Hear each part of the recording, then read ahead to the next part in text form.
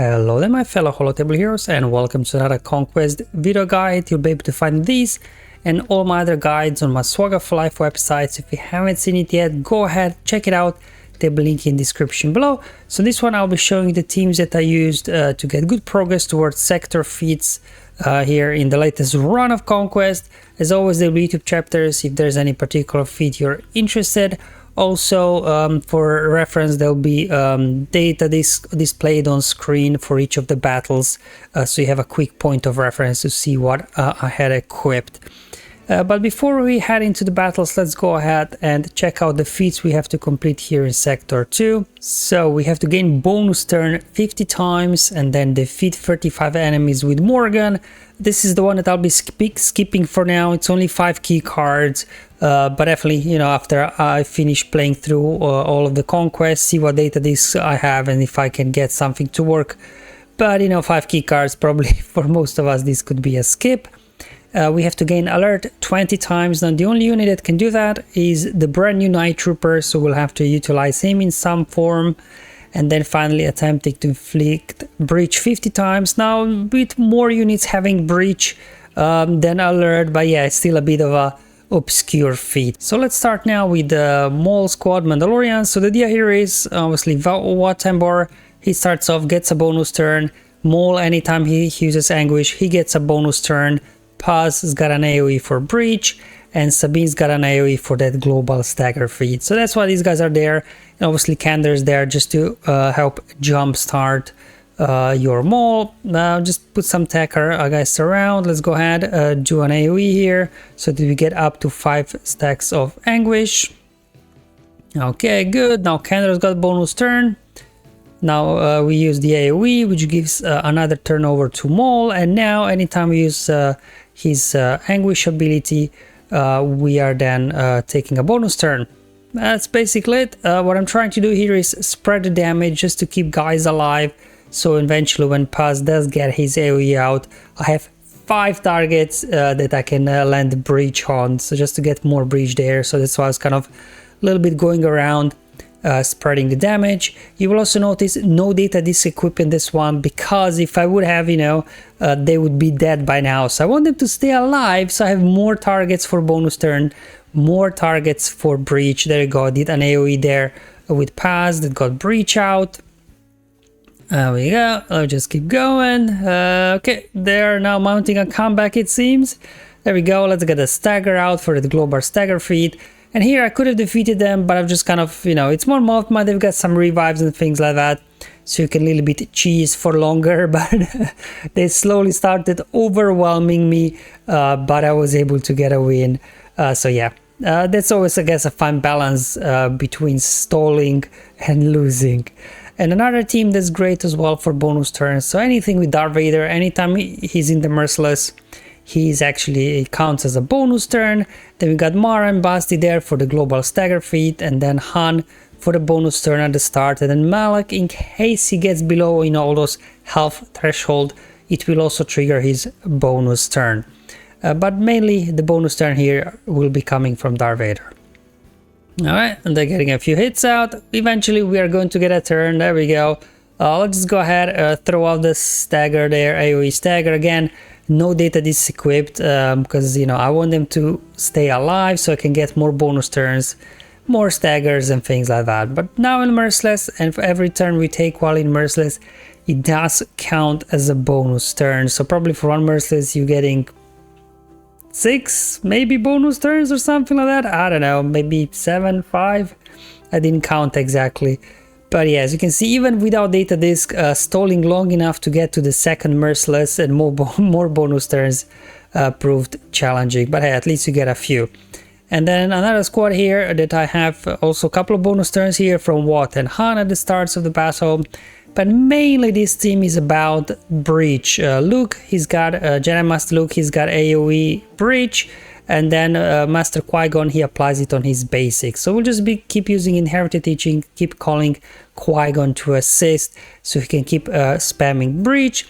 And of course, we also have the global feat with Master Qui-Gon that we have to do battles with him. So we have kind of multiple feats here with this squad. Let's go ahead, put tank tech over on Luke. Now we go ahead, do an AoE, get breach on everybody, and then we can maybe get a stun. Again, no data discs. I don't want them to die. I just want them to, you know, stay alive, so we can then get breach as many times as we can. And then whenever you have the ability to call Qui-Gon to assist, you just go ahead and do that, and he will be attempting to apply breach on the target. There we go. Sure, a little bit annoying with the foresight and everything, but eventually we'll get through them. There we go. We got Yoda down, so no more foresight for them. Kenobi down, and now just these two. So you can see we got a breach quite a few times here with Qui-Gon, so you can kind of quickly you know, knock this out in a few battles. I think it's not too difficult. All right, so we got the alert feat. So as mentioned at the start of the video, Night Trooper is the only unit that can do it, and he's only applying him to himself. So yeah, without some sort of infinite thermometer loop or something, getting more than 3 per battle was kind of challenging. But again, it's something I'll revisit afterwards and see, you know, if how many I can knock out. Well, luckily Dark Trooper Moff Gideon, he's got a revive, right? So if you got a low gear Night Trooper, you can bring him back and he can do his thing whenever he gets a turn. There we go. So it's the middle ability right here. This one will grant alert to himself. So I'm just gonna go ahead and use it. There we go. I got my first alert in the Conquest. Yay! Okay, I'm just speeding up the footage because again I was trying to stall this out without data discs, so I can get alert multiple times. I believe I got it free in this battle, so not the worst, but I'm pretty sure I can do better once, you know, I finish the Conquest playthrough. I'll have all the data discs, all the enemies available, and you know, we'll figure something out to speed up this feat. But definitely Phoenix is a good place to start. And also you can run Night Trooper under Night Sisters because hey, Night Trooper counts as a Night Sister as well. Good thing about Night Sisters, even if you got Logi Night Trooper, right, you can keep bringing him back with Daka or Marin. So hopefully you can, again, similar like with Imperial Remnant Squad, get about 2 or 3 a battle. You know, it's only 20, it's not like you have to get it 40 or 50, so if you get like 3 a battle, that's like what, 7 battles, and especially if you hit the Datacron node, if you're farming Datacrons, I guess it's not too bad, but I'm pretty sure there's some sort of cheese potential, especially if you got like a Phoenix squad in your way or something like that.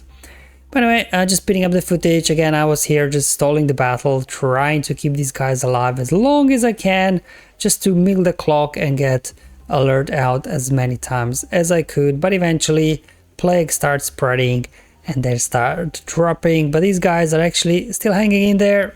There we go, one more alert, bomb bomb bomb bomb, and that was that.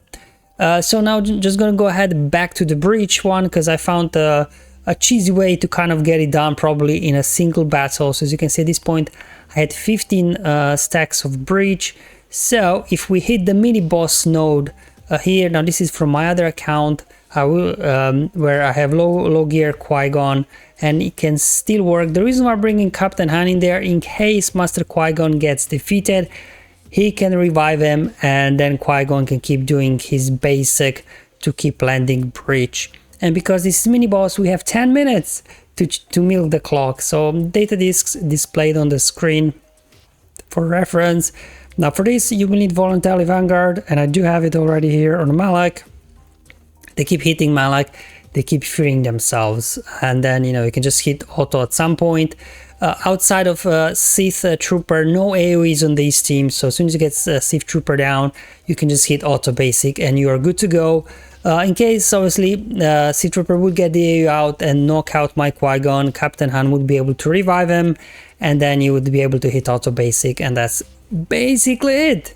Just let the clock run for 10 minutes and I'm pretty sure you should get 50 breaches here. Well, I got at least 35 because I had 15 already, but yeah, 1 maybe worst case 2 battles and you can knock out breach with a low gear Qui-Gon quite easily with this Trey Malak comp that I put together here.